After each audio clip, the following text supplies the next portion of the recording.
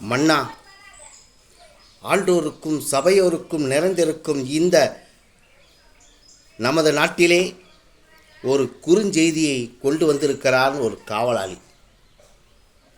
பாண்டிய மன்னனுக்கு ஒரு குறுஞ்செய்தியாக ஓலையிலே அனுப்பியிருக்கிறார்.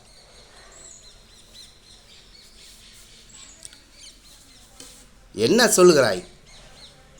பாண்டிய மன்னன் ஓலையில் எழுதி அனுப்பியிருக்கிறானா?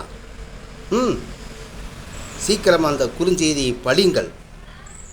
மன்னா, வேறொன்றும் இல்லை.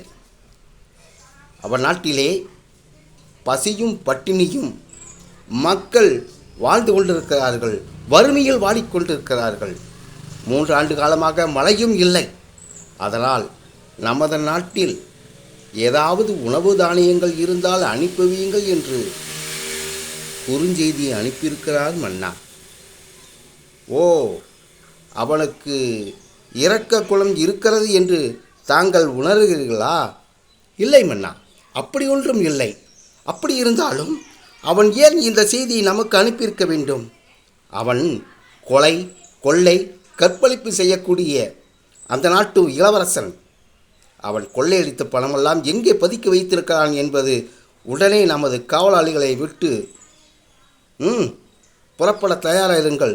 நமது படைகள் அவனிடத்திலே நேருக்கு நேர் நாம் சந்திக்க வேண்டும்.